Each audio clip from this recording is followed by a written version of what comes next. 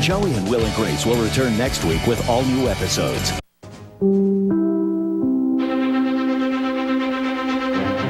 This is an NBC News special report. A presidential news conference. Here is Brian Williams. Good evening. Tomorrow will mark 100 days of the second term in office of President George W. Bush. It has been over a year since the last time we saw the president in this setting, the East Room of the White House in prime time. There is much to talk about tonight: Social Security, gas prices, the president's energy bill, various nominees. And so with that as the backdrop, we turn to NBC News Washington Bureau Chief, moderator of Meet the Press, Tim Russert, for a preview tonight. And Tim, what to expect? Brian, those are the issues. You just laid them out exactly. The president's favorable rating now below 50%. He knows that he has to, in a prime time audience tonight, provide viable and believable solutions to the problems of energy, Social Security, and so forth. He understands that this is a rare opportunity of commanding the attention of the American people. That will be his focus. President waiting at the other end of the long hallway leading into the East Room. We are told that, per usual, he will have an opening statement before. Not in my backyard, no more. You can go into military bases for better refining production. I think Bush is going back on the offensive. The podium.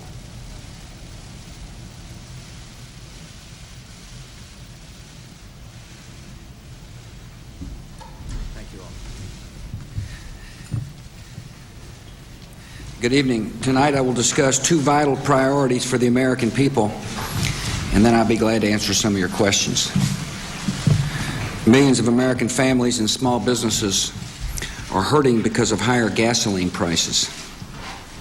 My administration is doing everything we can to make gasoline more affordable. In the near term, we will continue to encourage oil-producing nations to maximize their production. Here at home, we'll protect consumers. We must address the root causes that are driving up gas prices.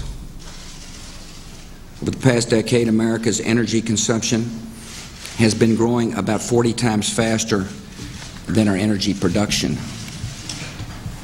That means we're relying more on energy produced abroad. Energy, we must take 4 key steps. First, we must better use technology to become better conservers of energy. Secondly, we must find innovative and environmentally sensitive, including oil, natural gas, coal, and safe, clean nuclear power. Third, we must develop promising new sources of energy, such as hydrogen, or ethanol, or bio. Like China and India, apply new technologies to use energy more efficiently and reduce global demand of fossil fuels. I applaud the House for passing a good energy bill. Now, American consumers have waited long enough. To help reduce our dependence on foreign sources of energy, Congress needs to get an energy bill to my desk by this summer so I can sign it into law. Congress also needs to address the challenges facing Social Security. They understand that Social Security is headed for serious financial trouble,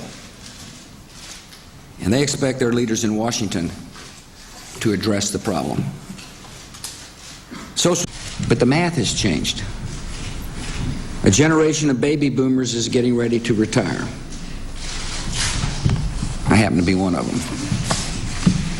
Today, there are about 40 million retirees receiving benefits. By the time all the baby boomers have retired, there will be more than 72 million retirees drawing Social Security benefits. Baby boomers will be living longer and collecting benefits over long retirements than previous generations. And Congress has ensured that their benefits will rise faster than the rate of inflation. In other words, there's a lot of us getting ready to retire who will be living longer and receiving greater benefits than the previous generation. And to compound the problem, there are fewer people paying into the system. In 1950, there were 16 workers for every beneficiary. Today, there are 3.3 workers for every beneficiary. Soon, there'll be 2 workers for every beneficiary. When the baby boomers start retiring in 3 years, Social Security will start heading toward the red. In 2017, the system will start paying out more in benefits than it collects in payroll taxes.